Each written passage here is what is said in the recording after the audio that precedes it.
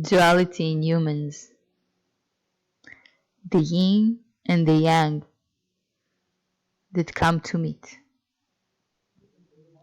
They attract and they repel each other. And in human form, they fight. The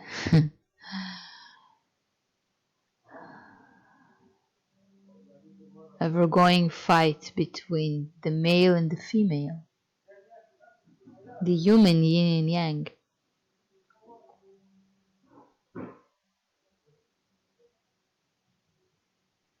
And this fight that we can't live with him and we can't live without him. This joke of life.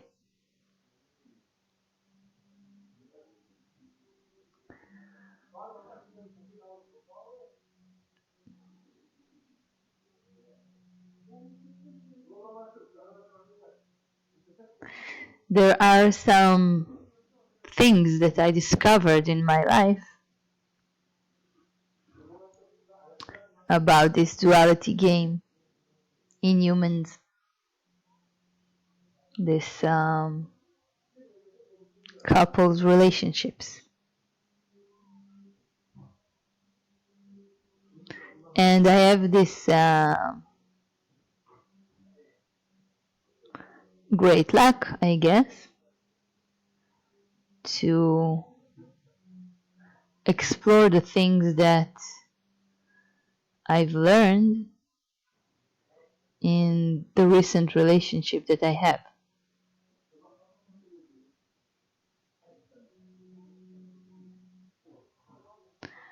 And when we met, he brought some very nice verbal equations that he learned. And it was a very nice summary for things that I couldn't put in words in such a simple and beautiful way. This is part of our duality.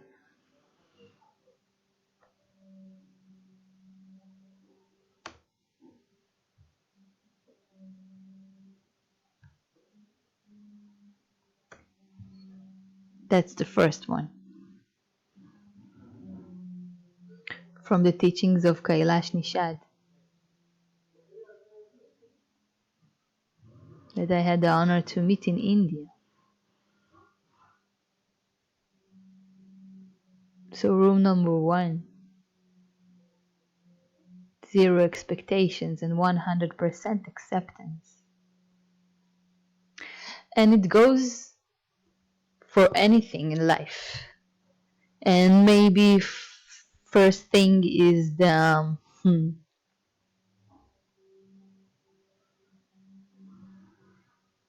relationship with ourselves. Accept yourself as you are.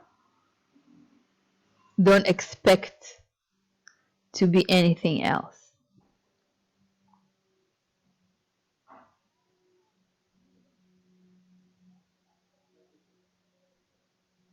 When you expect, you will be disappointed.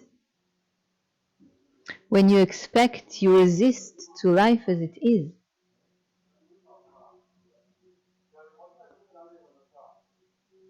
When you accept, you stay open to the magic of life.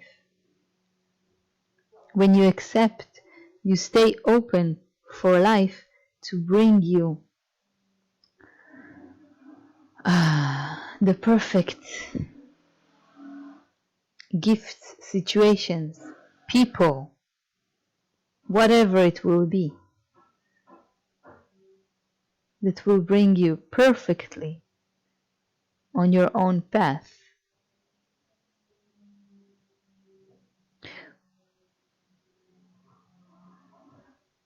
when you're in zero expectations and 100% acceptance, you keep yourself open to possibilities that you couldn't even imagine that can happen. I have proof for this in my own life.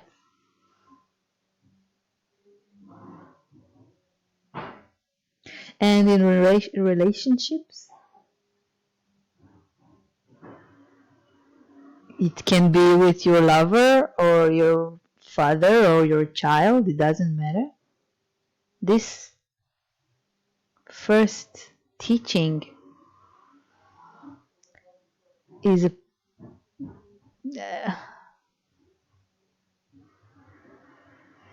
priceless, priceless way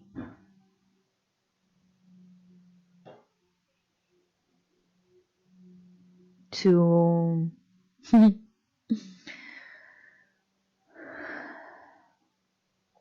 to survive this pouring and pulling of the duality of the yin and yang in this world. And we can't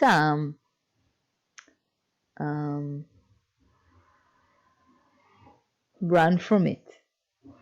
This is a dualistic world, and this pulling and pushing will always be here. So all we can do is accept and enjoy the movie.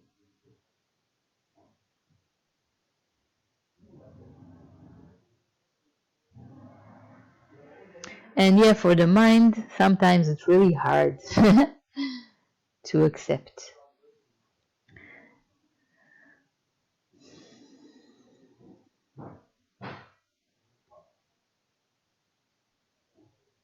Because we think we know something.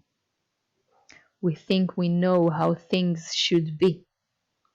We think we know ourselves. We think we know our child, our partner, our parent, our friend, our business partner. We think we know something.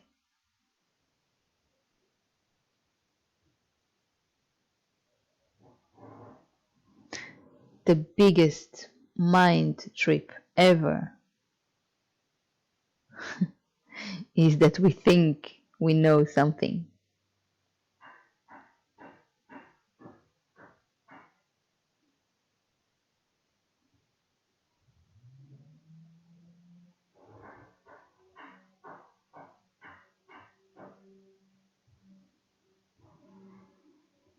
Actually, we don't know shit.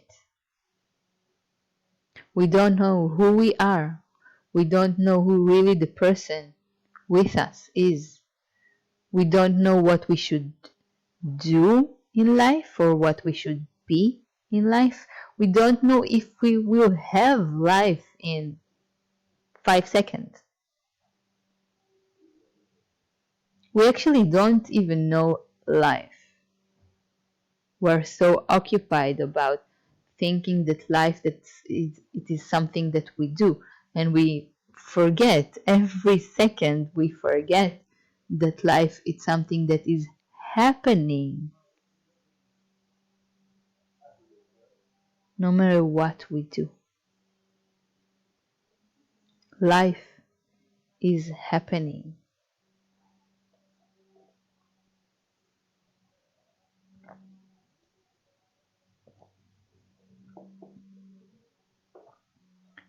So how can we be in a relationship and have expectations if we don't even know ourselves? Actually, a relationship is a perfect opportunity to learn about ourselves. Doesn't mean that it suits for everyone, or it will be so helpful for everyone, but it does, or it is, as I see it, as my own experience shows me.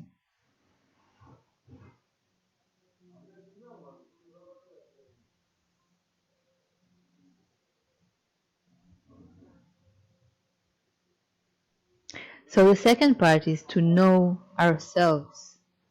And it's not something that we can say, oh, okay, I know myself for the past 37 years. I'm this and this and this and that. And that's it. I don't really know. Who am I? And you don't really know who you are. And we can only discover it from moment to moment as we discover ourselves. And we change. What am I now? It's not what I'm going to be tomorrow. Or maybe it is. I don't know.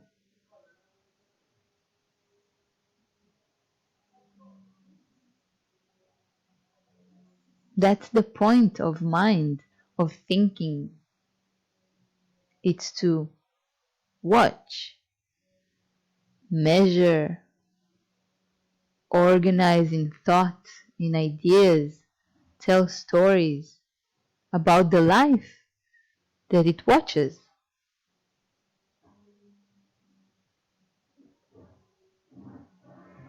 And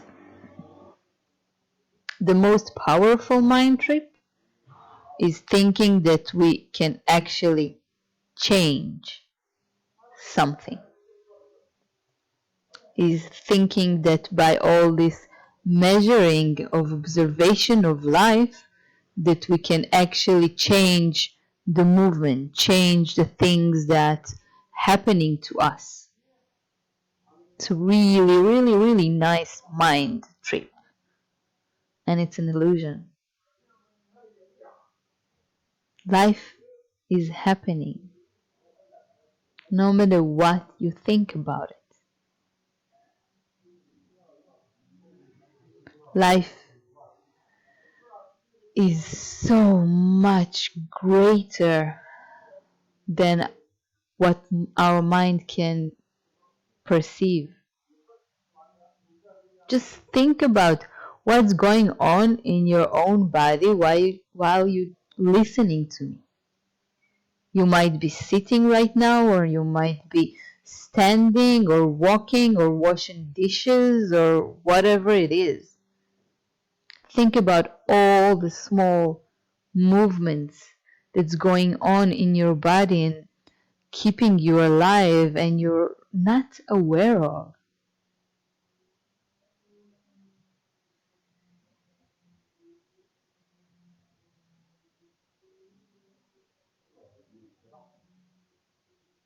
And that's okay. You don't have to be aware of all those um, movements that keep you alive, your body.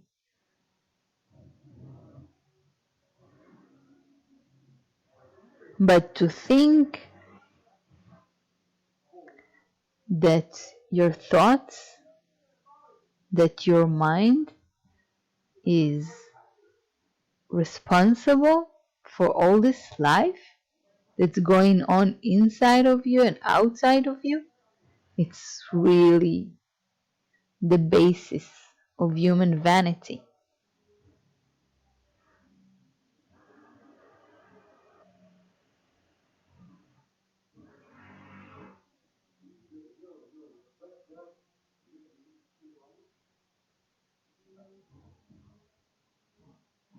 And it's the same with yourself, and it's the same in relationships with other people.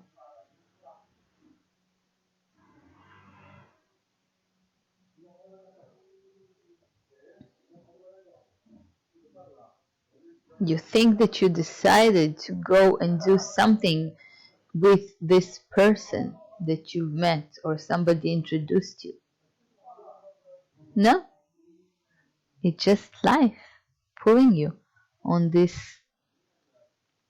strings of the same road. And you meet this person and you have a connection. It can be business connection or love connection. It can be your child or your parent or your best friend or your colleague at work. And you go some way with this person. You share a path. It can be for a moment, for 10 minutes, for a week, for a year, for a lifetime. And you think it's in your power to start or to finish walking this path together? Human vanity. You see, we don't really have a choice in this life. We think we do. Our mind has this amazing trip that we have a choice.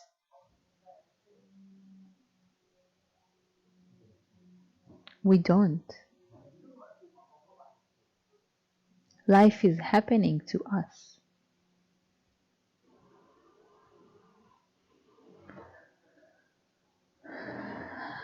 But still, the mind, it's not that the mind is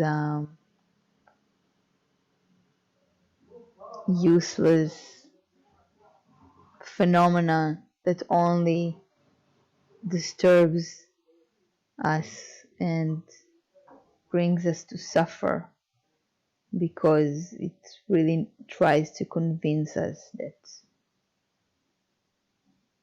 we can do something else. We can change things. No, the mind actually has a very specific role in this life.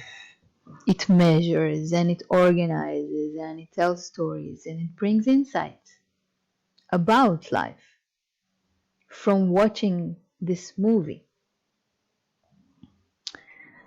And sometimes to get to this point, mind needs distractions from thinking about doing. Like my mind this morning needs distractions from thinking about going and fighting some people.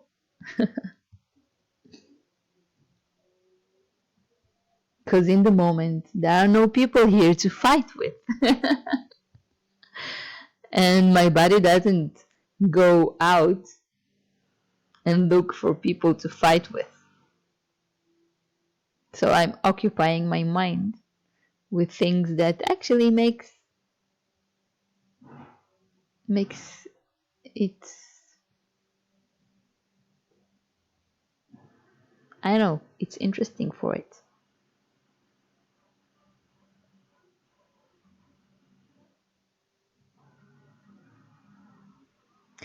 So no expectations and acceptance.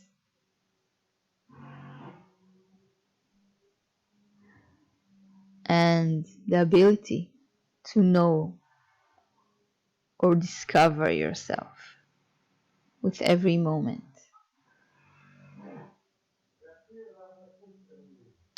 I found the tool of human design very interesting for me. So that's actually for me. Yeah, the no choice part, it's all mechanics. That's what human design teaches us. Not only human design, actually, I've read it in some other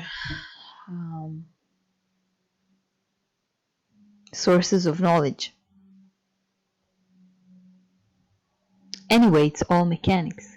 We don't really have a choice of what's going on.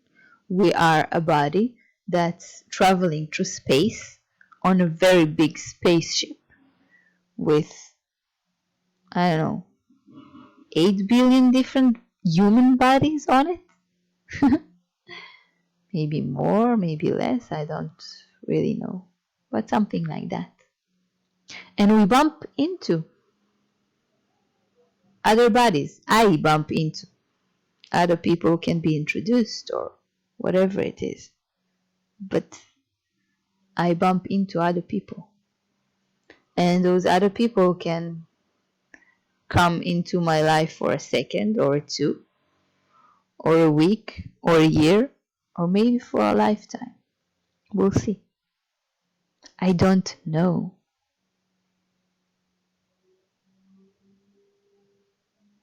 And all this partnership, love partnership movie.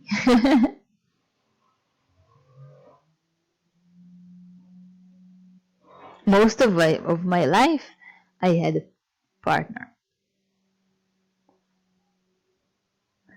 And after the third time that I had a relationship and I was sure that we are going to marry and have kids and live happily ever after, and it didn't happen, I understood that I don't really know. And it doesn't matter what I will do. This relationship might last or might end. It can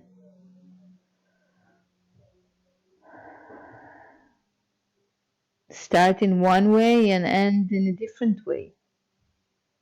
We can start as friends and finish as business partners.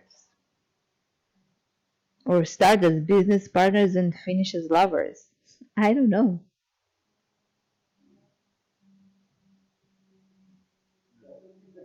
It's all mechanics.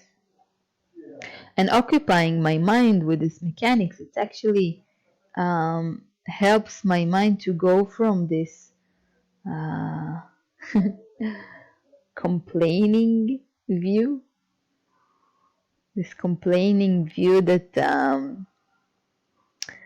that thinks that it can do something about it, that I should do something about it, there are things that can be done to change whatever is going on.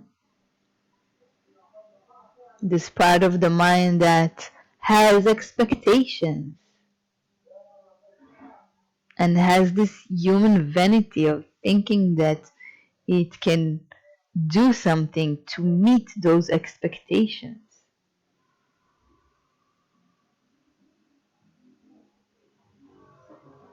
So playing with the mechanics of humans helps my mind to go to the observing role of it.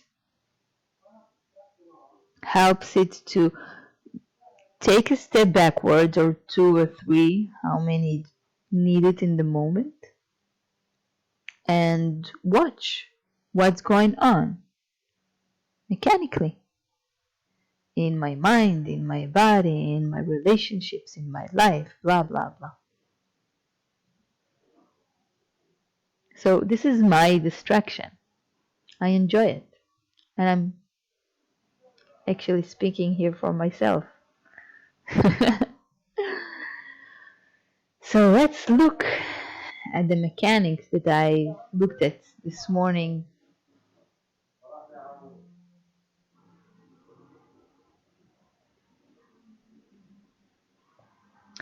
So this is her, this creature that is designed as money for concentrated struggle, in a building life force that is here to respond to life when her mind is always looking for love, avoiding confrontations and truth, trying to be certain, and thinking about things that don't matter. This is her mind. And this human creature is built of two disconnected energies. It's called split definition. And in split definition, the mind also is occupied with how do I connect this split. If I will connect this split, I will be whole.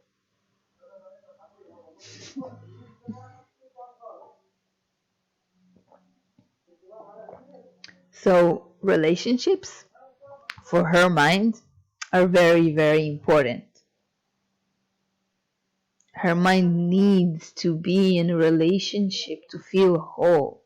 Yeah, I remind you, it's a mind story. This is her mind story. And it's a wonderful mind story because in this way of thinking, she learns a lot about relationships. Let's take a look about those connections that can bridge the split. So in her case, it's talent to come to meet in the now. And first time she said it out loud, it was very, yep.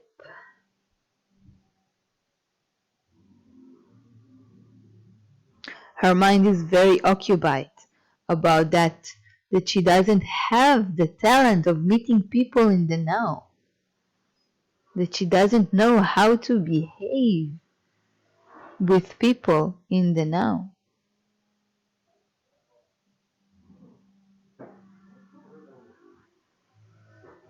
So when she's in relationship with whoever it will be, she will learn about the skills to meet in the now, the skills to transmit in the now. And universe is, or biverse is very,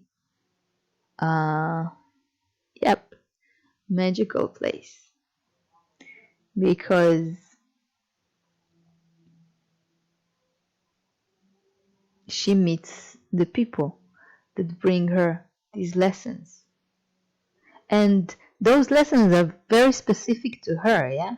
Other people would split definitions that they will have their bridges in different places, and their own lessons in relationships will be different.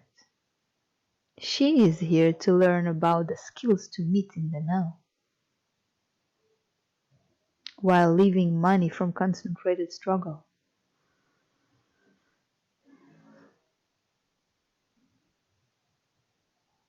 And watching her mind always looking for love, avoiding confrontation and truth, trying to be certain, thinking and trying to answer all sorts of unimportant questions.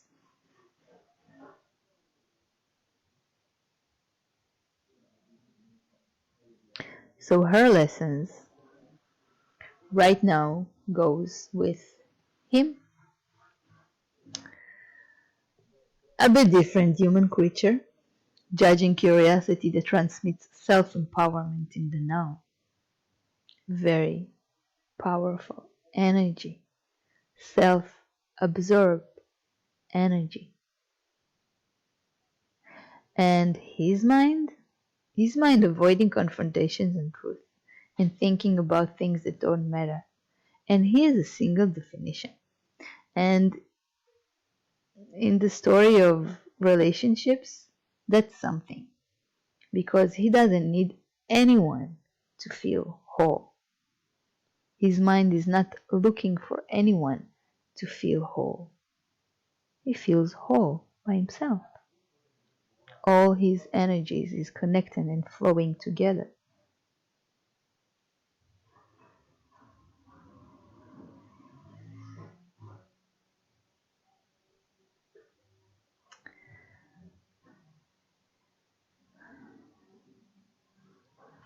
And that's the first mind story that she finds in their story. Her mind of split definition that really needs relationships, and his mind that doesn't need relationships.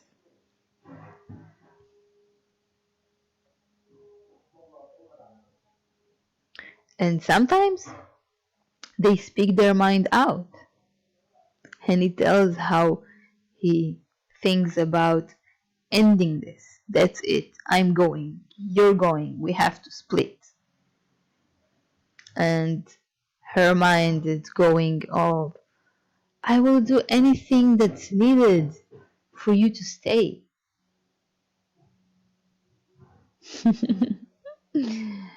Yep.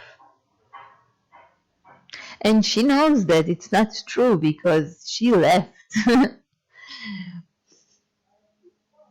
almost all her relationships. She was the one that's left.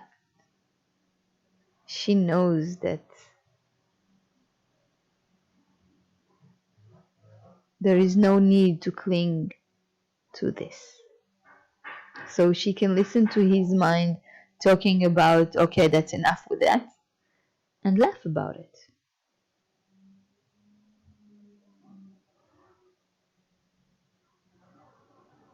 But there are other things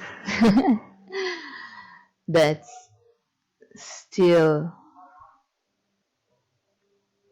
a challenge for her.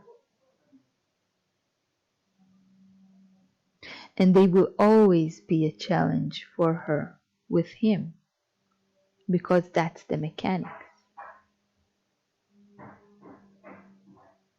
And maybe someday he will talk about his challenges with her. I don't know. But she can talk only about herself. And she's fascinated with this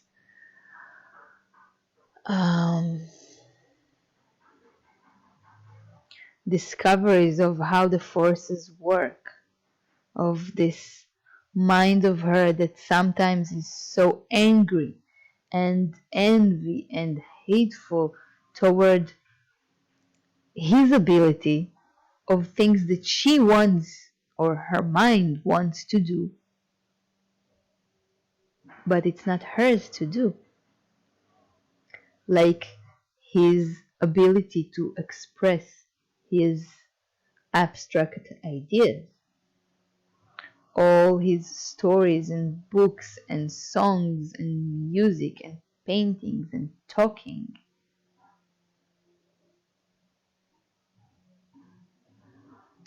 And his wonderful ability to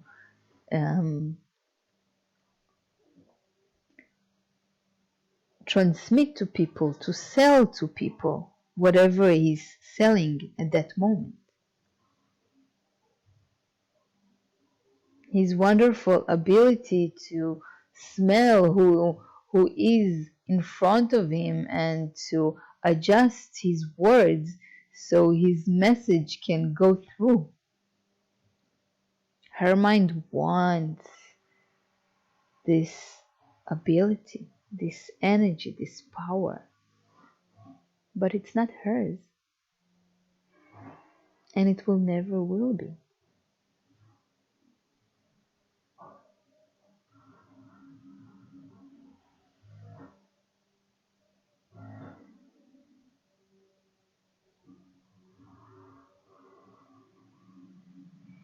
And if you listen for them both speaking about the now,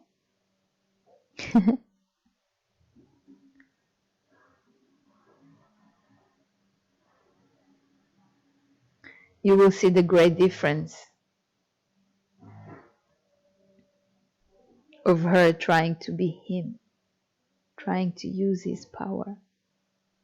And in this togetherness, it can be really, really hard for the mind, because the mind feels these energies around him and thinks that he can use it.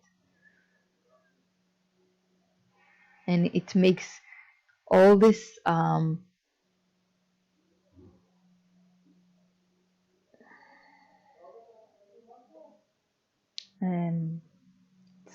becomes very volatile situation. Like if she tries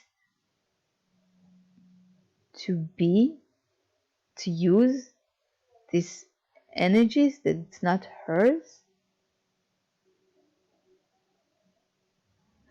it only brings her more anger and frustration, because it doesn't really work.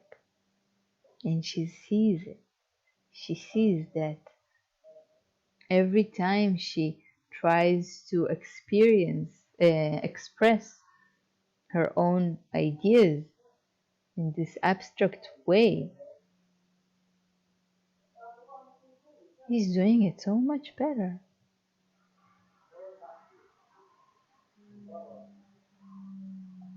And like this, this is the perfect example of things that she thought about for a long time. And then he came and brought a very simple verbal equation that can be transmitted to others, that they can actually understand.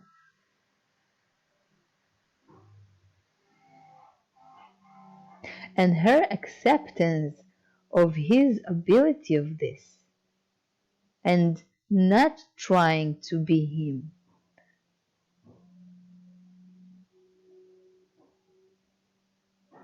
actually can save the relationship.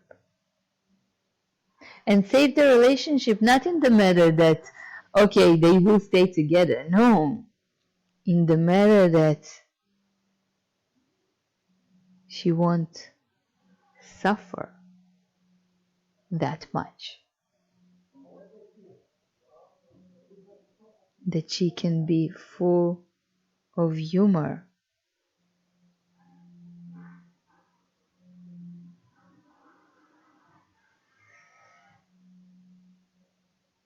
About these differences between them. And when she's not trying to be him, she can actually be her. this. This money from concentrated struggle. She can actually be concentrated on the struggle that would bring her money.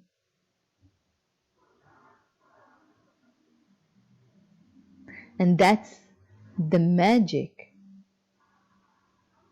for me in being in a relationship that is based on two things. Actually, three things. So, first thing was this. No expectations, just accept. Accept who you are, and accept who your partner is, and accept that there is nothing you can do to change, not yourself, not your partner. Life is happening. You're not doing life. Accept. Second, stop thinking that you know something.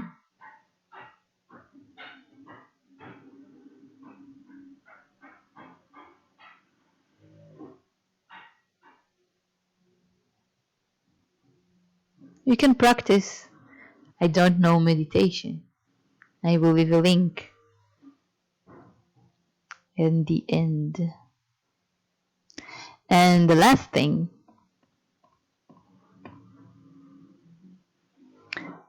sense of humor, patience, and grandiosity.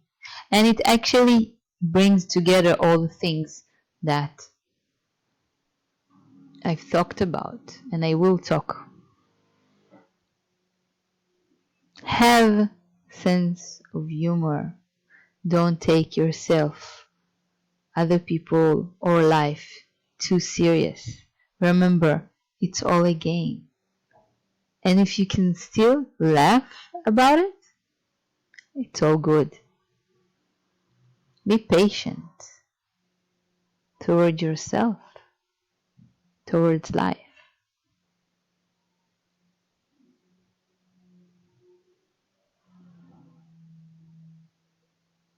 I woke up this morning with this urge to fight.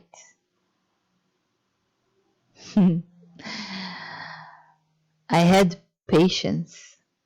I lost the sense of humor. But with patience, I gained my sense of humor again. So patient, be patient in your mind. And grandiosity. People have some tough time to get it. So maybe I will leave it for another time. What is really grandiosity is.